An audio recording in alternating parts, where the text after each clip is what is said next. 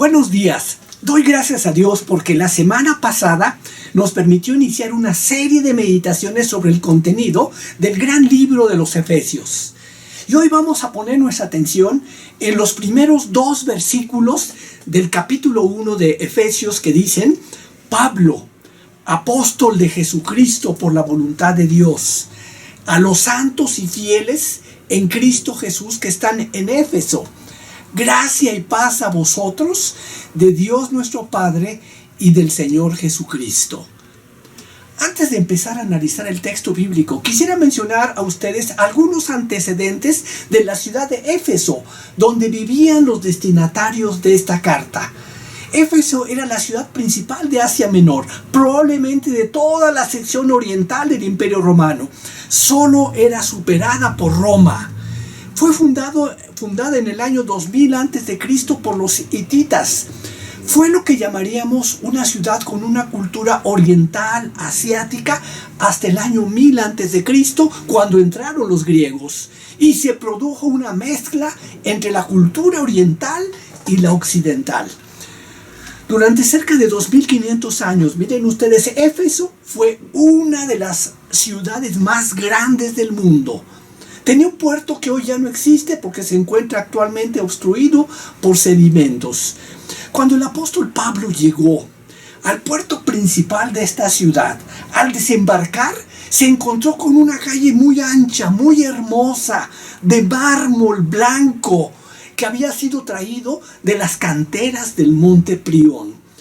Además, una de las 7 maravillas del mundo antiguo, el templo de Diana, estaba en Éfeso. Y fue el mayor templo griego jamás construido, 4 veces más grande que el Partenón.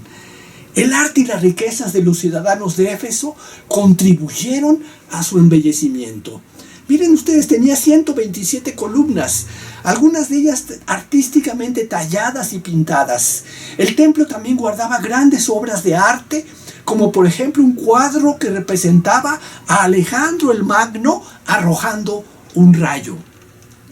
Y dentro de ese hermoso templo se encontraba el ídolo de Diana.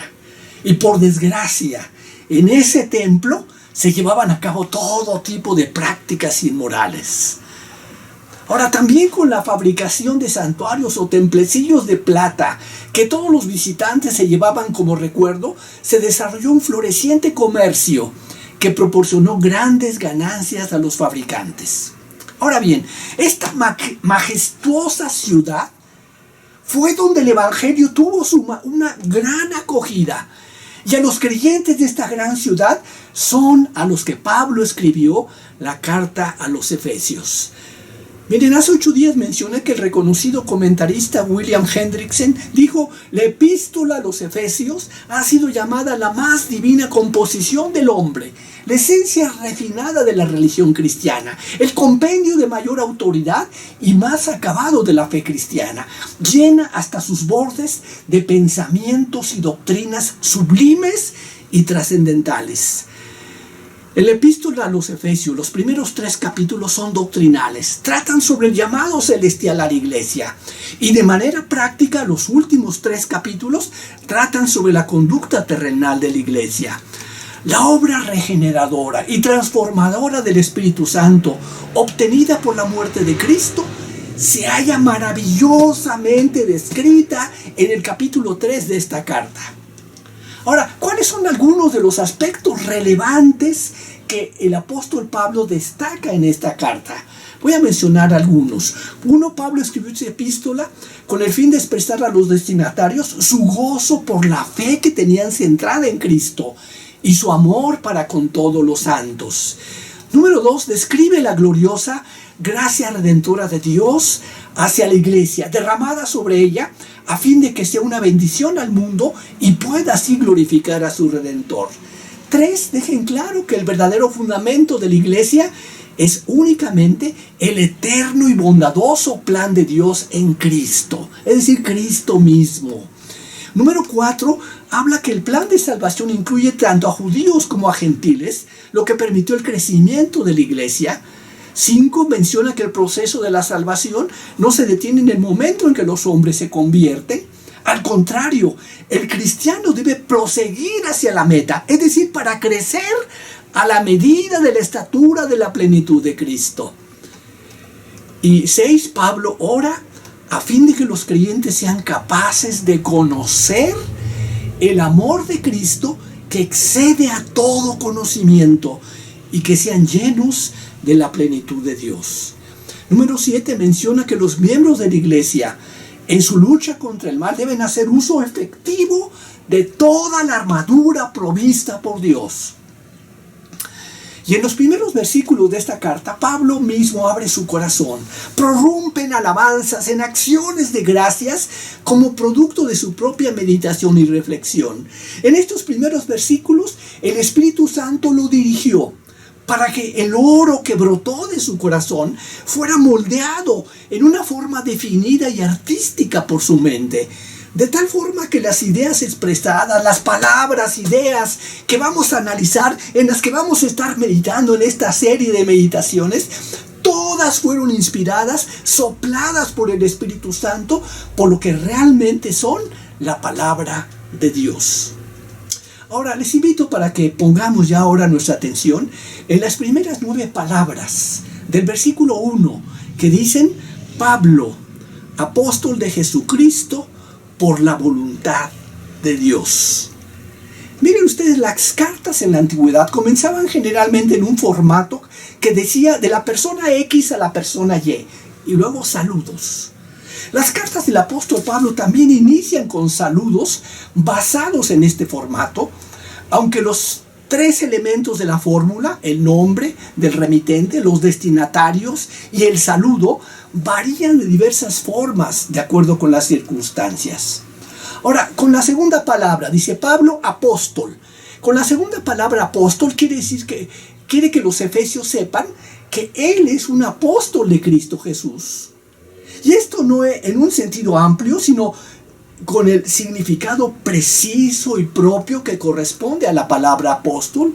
Y en este caso la palabra o término apóstol se refiere a aquellos que recibieron su comisión o encargo directamente de Cristo, sin ninguna mediación. Es decir, Cristo fue el que comisionó a Pablo en el camino a Damasco a los 12 en Galilea. Y después de hablar de su comisión le agrega que es por la voluntad de Dios.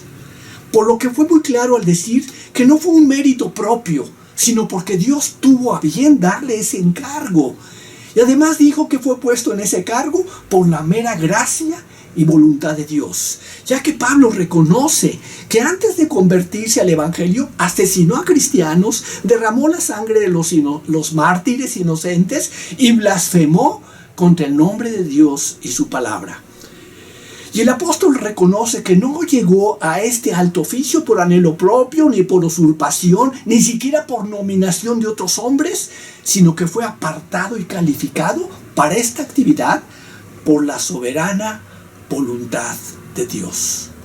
Ahora bien, la segunda parte del versículo 1 dice: a los santos y fieles en Cristo Jesús que están en Éfeso.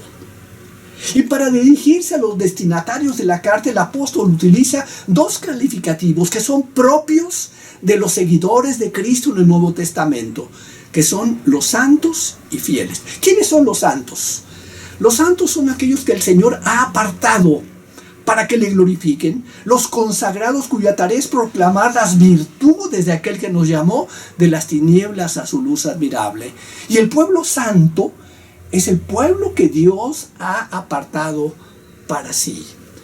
Y los fieles o creyentes, ¿quiénes son? Son aquellos que han depositado su confianza de todo corazón en Cristo Jesús como Hijo de Dios, Señor y Salvador. Pero vayamos ahora al versículo 2, que contiene la salutación que dice: gracia y paz a vosotros, de Dios nuestro Padre y del Señor Jesucristo. Según la costumbre de Pablo, la epístola se inicia con una salutación, termina con una bendición. El saludo griego regular era hairete, alégrate. El saludo judío regular era shalom, paz. Y aquí Pablo combina los dos, pero reemplaza la palabra haire por el saludo Charis, que es gracia, que suena similar, pero que es más rico en contenido.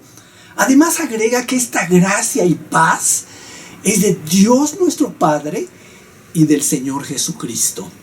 Y en este caso la gracia de Dios se refiere indudablemente al espontáneo, inmerecido favor de Dios por su amorosa y gratuita bondad, por la salvación que nos ha concedido como pecadores cargados de culpa. La gracia es la fuente. Y la paz, miren ustedes, pertenece al torrente de bendiciones espirituales que de esta fuente emanan. Esta paz es la sonrisa de Dios, que se refleja en el corazón de los redimidos. La seguridad de la reconciliación mediante la sangre de Cristo. Tenemos paz para con Dios y la auténtica integridad y prosperidad espiritual. Concluyo, la paz también es la gran bendición que Cristo otorga a la iglesia mediante su sacrificio expiatorio. Y como paz, la paz es un regalo maravilloso de Dios. En este día es mi oración que Dios haga una realidad en sus vidas. Y les invito para que se lo apropien el texto de Filipenses 4:7, que dice: y la paz de Dios, que sobrepasa todo entendimiento, guardará vuestros corazones y vuestros pensamientos en Cristo Jesús. Amén.